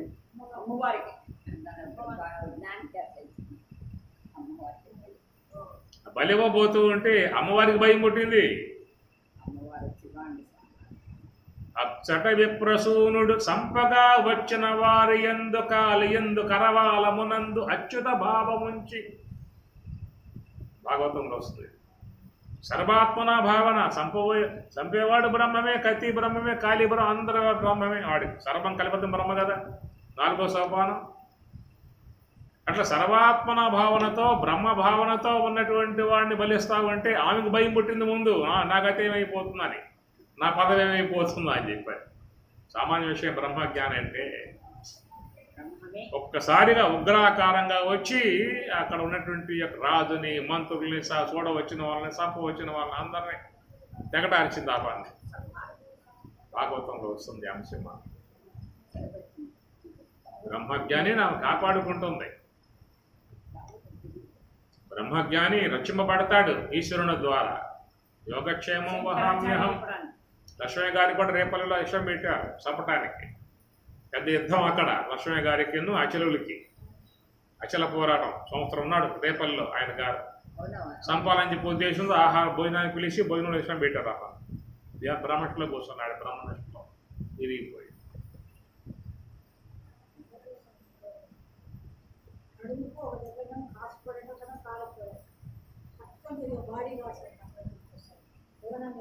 కాబట్టి ఈ ప్రకారంగా మరి ఆయన దేహం సాధించిన తర్వాత అస్పృహ అట్లాగే ఉందన్నమాట. దేహానంతర పొందిన అస్పృహ అట్లా ఉంది. కాబట్టి ఇలాంటి యొక్క విధానములు అందరికీ ఉంటాయా అని చెప్పనంటే, త్వం నవేత్త అహం వేద. నేను ఈశ్వరుణ్ణి, నాకుంటుంది. జీవుడివి, నీకు అలాంటిది ఇవ్వకూడదు. కాబట్టి బహూని మే వ్యతీతాని జన్మాని తవచ అర్జున, తవచ అర్జున, తవ నీకు, మే నాకు, బహూని జన్మాని వ్యతీతాన్ని గడిచాయి. కానీ త్వం నవేత్త అహం వేత్త, నీకు తెలియకూడదు, నాకు తెలియాలి. నాకు ఈశ్వరుణ్ణి నాకు తెలుస్తావు. నువ్వు జీవుడివి, అవిద్య ఉపాధి గలవాడివి, నీకు తెలియాల్సిన అవసరం నీకు లేదు. కాబట్టి ఈ ప్రకారంగా పరమాత్మ మహాశక్తివంతుడే ఉన్నప్పటికీ కూడా ఆ శక్తి విధానంలో మనకు కూడా శక్తులు ప్రసాదించాడు. దృశ్య గ్రహణ శక్తి, శ్రవణ గ్రహణ శక్తి, రసగ్రహణ శక్తి, ఆలోచన శక్తి, ఇవన్నీ శక్తులే. ఎంతవరకు నీ జీవన విధానములో వరకు మాత్రం పరిమితముగా ఉంటాయే తప్ప అపరిమితంగా ఆయన ఇవ్వడు. ఇక్కడే పాయింట్ మనం మొదలైంది. అలాంటి యొక్క దివ్య దృష్టి వ్యాసుడు సంజయుడికి ఇచ్చాడు. అలాంటి దివ్య దృష్టి కృష్ణ పరమాత్మ ధృతరాష్ట్రునికి ఇచ్చాడు. అలాంటి దివ్య దృష్టే కృష్ణ పరమాత్మ అర్జునుడికి ఇచ్చాడు. దివ్యం దదామి తే చక్షు పశ్యమే యోగమైశ్వరం. అట్లా ఈశ్వరుడు ప్రసాదిస్తాడు. వ్యాసుడు ఈశ్వరుడు, కృష్ణుడు ఈశ్వరుడు. కాబట్టి మునీనామప్యహ వ్యాస. కాబట్టి ఆ ప్రకారం ఆ తపస్సు యొక్క విధానంలో వారు ఈశ్వరత్వం ప్రసాదింపబడుతుంది. కాబట్టి మనం ధ్యానం చేసేటువంటి యొక్క మహాత్ములు ఎందుకు సేవిస్తూ ఉన్నామంటే వారి యందు ఈశ్వరత్వం ఆవిష్కరింపబడింది. నిరంతరముగా మనస్సుని హంస యొక్క ఆశ్రయంలో ఉంచి నివృత్తి మార్గంలో పయనించేటువంటి వాళ్ళుగా ఉన్నారు కాబట్టి, ఈశ్వర సేవ తత్పరులై ఉన్నారు కాబట్టి, వారిలో ఉన్న మాలిన్యములు తొలగింపజేసుకుని యోగ సమాధి విధానముగా ఈశ్వరత్వములో ప్రవేశించి ఉన్నారు కనుక అలాంటి వారి యందు ఈశ్వరత్వము శేషించి ఉంటుంది. అలాంటి వారి యొక్క ఆశీర్వాదము కానీ, వారి యొక్క సంకల్పము కానీ, వారి యొక్క మాట కానీ వాటిల్లో ప్రభావాలు ఉంటాయి. అందువల్ల మా వారిని ఆశీర్వదించండి, మా అబ్బాయిని ఆశీర్వదించండి, కుటుంబాన్ని కోరుకుంటూ ఉంటాం. ఎందువల్ల అంటే వారి యొక్క వాక్కులలో ఒక ప్రభావం ఉంటుంది, ఈశ్వరుని యొక్క అంశం ఉంటుంది. కాబట్టి అట్లా మహాత్ములు మనం కోరుకోవడం అనేటువంటిది జరుగుతుంది. కాబట్టి ఈ ప్రకారంగా భగవంతుడు దివ్యమై ఉన్నటువంటి యొక్క శక్తులు సమస్త మానవులకి కూడా వాళ్ళ జీవన విధానం చేసుకునే స్థాయి వరకే ఇచ్చాడు. ఇప్పుడు చెప్పుకున్నాం కదా, నేత్రం ఉన్నది, నీకు ఎంతవరకు కావాలో చూపు, నువ్వు నీ నడక ఎంతవరకు అయితే నీకు ఉపకరించే విధానం ఉంటుందో అల్లంత దూరం చాలు నీకు యొక్క శక్తి. ఏమి సంజయుడికి ఇచ్చినట్లుగా నీకు కూడా ఎక్కడెక్కడయో చూసే విధానంగా ఇస్తే సంజయుడికి ఇచ్చాడు వ్యాసుడు, నీకు కూడా ఆ విధంగా ప్రసాదించాడు. అమెరికాలో ఏం జరుగుతున్నాయి మొత్తం, రష్యాలో ఏం జరుగుతున్నాయి మొత్తం, కలకత్తాలో ఏం జరుగుతున్నాయి మొత్తం, నీకు అవసరమా ఏం జరుగుతున్నాయి? అవి చూసుకోవాల్సింది ఆయనకు కావాలి. ఎక్కడేం జరుగుతుందో చూసుకోవాల్సింది నువ్వు కాదు, ఆయనకు కావాలి, ఆయన చూసుకోవాలి. విశ్వం ఆయనది కాబట్టి, ఈ కుటుంబం మొత్తం ఆయనది కాబట్టి, ఏ జీవులకు ఎలాంటి కర్మలు ప్రసాదించాలో ప్రదాత కాబట్టి ఆయనకు కావాలి. నీకు అవసరం, నీకు సామాన్య విధానముగా ఉన్నటువంటి చూపే సార్ వినికిడి శక్తి ఎంతవరకు కావాలి? అల్లంత దూరం నుంచి ఎవరైనా కేకేస్తే ఓ అమ్మగారు అంటే చాలు. ఎక్కడో బాంబేలో కేకేసి తినబడాలి నీకు.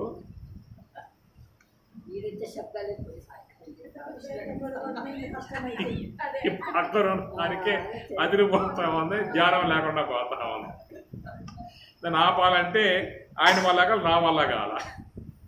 అట్లా గడిచిపోయిన రోజులు కూడా రేపో మాపో దండం పెట్టి దేవతకి వెళ్ళిపోవాలి. మళ్ళీ ఏదన్నా మనకి ప్రోగ్రాం పెట్టినప్పుడు ముందే ఫోన్ చేసి చెప్పుకొని చూడండి సార్ అప్పుడు ఇబ్బంది పడ్డామని చెప్పుకొని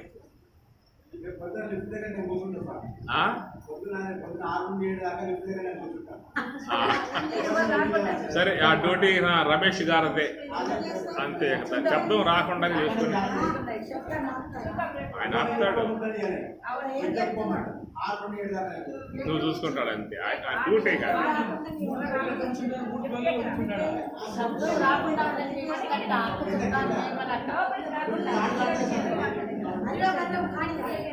ఇదమ్మా సరే. మళ్ళా పెట్టినప్పుడు రమేష్ గారు అమ్మగారు ఇద్దరు వస్తారు. అప్పుడు ఆ డ్యూటీ విధానం నీకు దేవత అని ఇక్కడ కూర్చొని చెప్పకపోయినా చాలు. ఆయన డ్యూటీ అయింది వేరు, నీ డ్యూటీ ఏం అవసరం లేదు.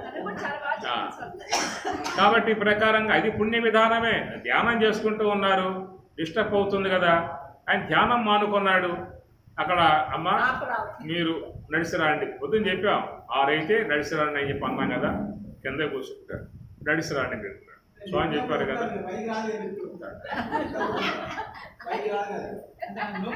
నువ్వు రావనుకో పోయి పడుకో, ధ్యానం చేసి రూములో చెప్పేస్తారు.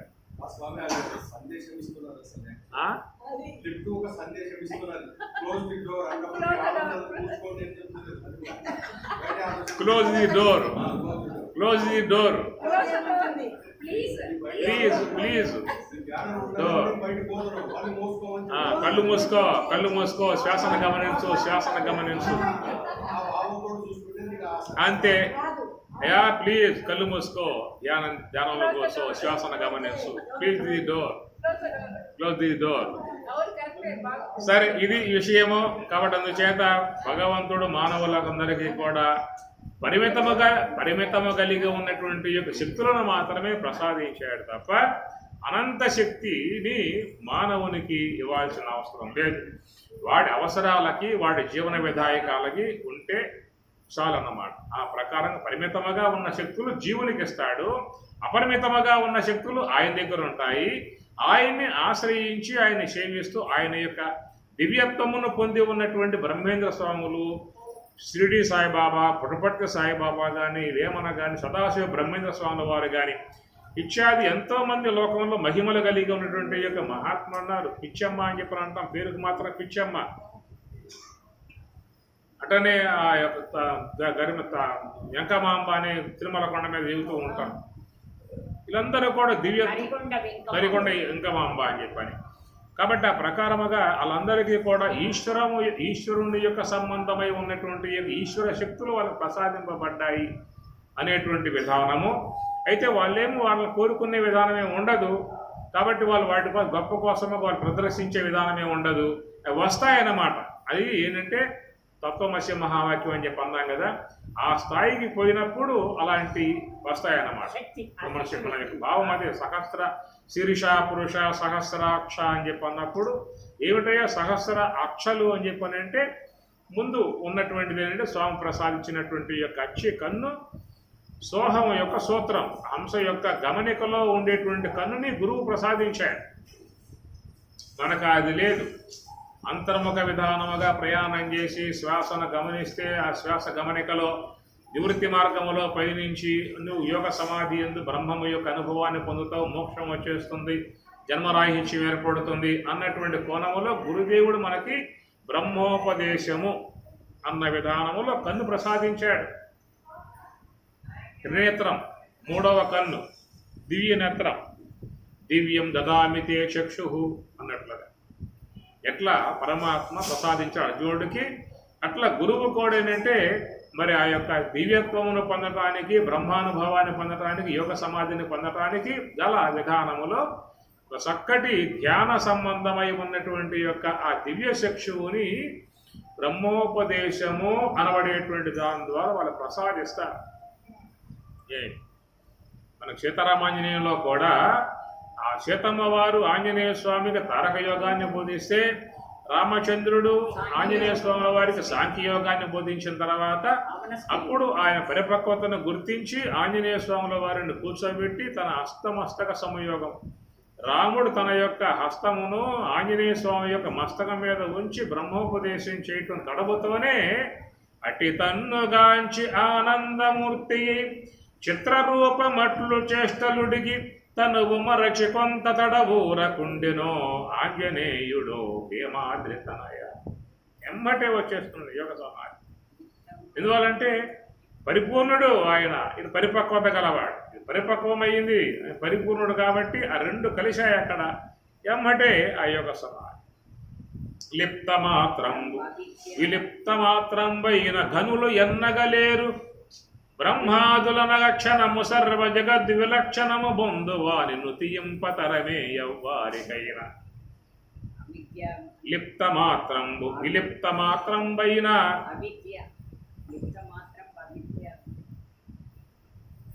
కనులెన్నగలేరు, క్షణము సర్వ జగద్విలక్షణము బొందువాని నుతి. ఆ ప్రకారంగా అస్తమస్తక సంయోగం చేయగానే మనకి సీతారామాంజన సంవాదంలో వచ్చే అంశం. అక్కడ దాకా ఎందుకు పోవాలి? వివేకానందుడు ప్రశ్నలు వేస్తూ ఉన్నాడు. ఓ మహాత్ములతో పోయాడు, నువ్వు భక్తి ఉంది కదా, స్వామి కదా, స్వామి. దేవుడు చూసావా? దేవుడు ఉన్నాడా? ఉన్నాడు. ఎవరైనా మాట్లాడతా? నువ్వు భక్తుడు, నువ్వేమంటావు? లేడని చెప్పి అంటావా? దేవుడు ఉన్నాడు, నువ్వు చూసావా? అంత లెక్కగా ఉన్నాడంటే ఉన్నాడు. ఎట్లా చెప్పావు? మహాత్ములు చెప్పారు, స్వాములు చెప్పారు కాబట్టి విన్నాను. దేవుడు ఉన్నాడని చెప్పి అంటున్నా తప్ప నేను చూసి ఉన్నానని చెప్పి అంటలే. ఉన్నాడు, నువ్వు చూసావా? నేను ఎట్లా ఉన్నాడని చెప్పి అంటున్నా. వాళ్ళు చెప్పారండి, మేఘమామ చెప్పింది కాబట్టి చెబుతూ ఉన్నా. ఈ ప్రకారంగా వివేకానందుడు ఎంతోమందిని సాధువుల దగ్గర పోవటం, ప్రశ్నలు వేయటం, దేవుడు ఉన్నాడా? ఉన్నాడు. నువ్వు చూసావా? నేను చూడలేదు. నువ్వు చూసావా?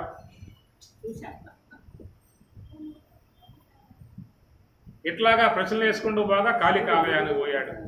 కలకత్తాలో కాళికాలయంలో అమాయకంగా ఒక ఉన్నటువంటి యొక్క పరమహంసల వారు ఆయన వద్దకు పోయి కూర్చున్నాడు. స్వామి, నువ్వు రోజు పూజ చేస్తున్నావు అమ్మవారిని, మంచిది. దేవుడు ఉన్నాడా? ఉన్నాడు. నువ్వు చూసావా? నిన్నెట్లాగా చూస్తూ ఉన్నానో అట్లా చూశా, ప్రత్యక్షముగా నిన్నెట్లా చూస్తూ ఉన్నానో అట్లాగా చూస్తున్నా. ఆ ధీటుగా ఉన్న సమాధానం ఇంతవరకు రాలా ఆయనకి ఎక్కడ కూడా. ఇంత ధీటుగా నిన్నెట్లా చూస్తూ ఉన్నానో, ఈ మాట మీకు సీతారామంజనంలో ఉన్నది. ముందటగానుపించుకట మున్ను గన్నట్లు బ్రహ్మము తను తాగనినంతనే నిఖిలముంతా నైవెలుంగుందగన్. ముందట గానుపించు ఘటమును గన్నట్లు, ముందట కానుపించు ఘటమును గన్నట్లు, ఎదురుగా కొండ చూస్తున్నాక ఘటం చూస్తున్నాక అట్లా. ఎప్పుడైతే ఆ ప్రకారంగా మరి నేను చూశా అని చెప్పి అన్నాడో, నాకు చూపిస్తావా అని చెప్పాను. అట్లాగా ముందుకు వచ్చి కూర్చున్నప్పుడు అస్తమస్తక సంయోగం చేసి శక్తిపాతం చేస్తే ఒక్కసారిగా ఆ దివ్యత్వం అతనిలో వెల్లివిరిసింది. ఆ దివ్యత్వంలో ఉండలేకపోయాడు, భరించలేకపోయాడు. అయ్యా నేను భరించలేను, చేయి తీసేయి అన్నప్పుడు ఆయన చేయి తీసి చెప్పాడు, ఆయన ఇది సాధన ద్వారా నువ్వు పొందాలే తప్ప మేము ఇచ్చి నీకు చేయకూడదు.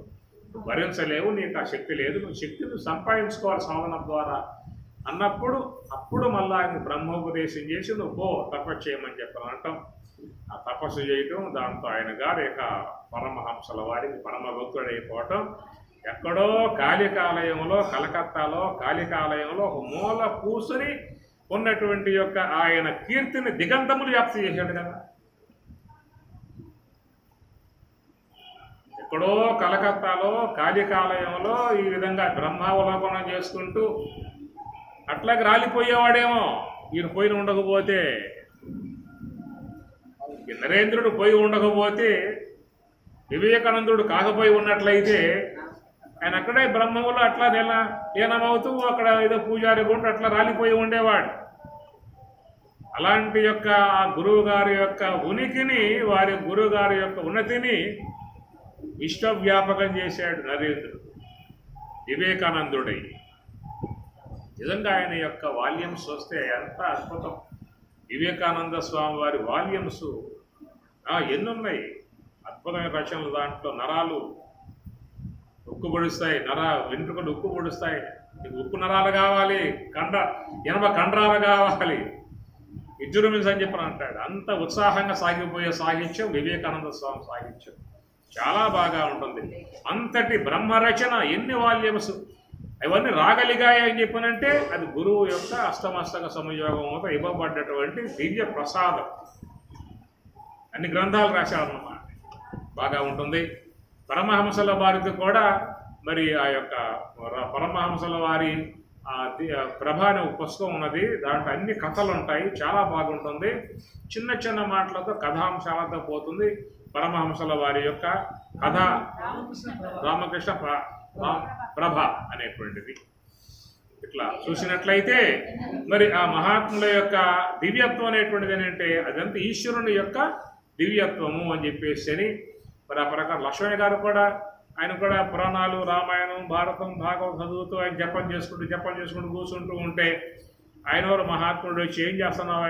జపం చేస్తున్నాను. ఎంతకాలంగా చేస్తున్నావు? చాలా కాలంగా చేస్తున్నావు. ఇది కాదు మార్గము అని చెప్పని, ఇదిగో ఈ శ్వాసను గమనించు అనే విధానంగా చెప్పినప్పుడు ఇక ఆయన చెప్పాడు. ఈయన కూర్చున్నాడు, శ్వాసను గమనిస్తూ ఉన్నాడు, లైవ్ అయిపోయాడు. అక్కడ ఎంతో సేపు అయిన తర్వాత మళ్ళీ బయటకు వచ్చి వస్తే ఈయన గారు లేరు. ఇక్కడ ఎవరు ఈశ్వరుడు వచ్చాడు, ఉపదేశించాడు, వెళ్ళిపోయాడు.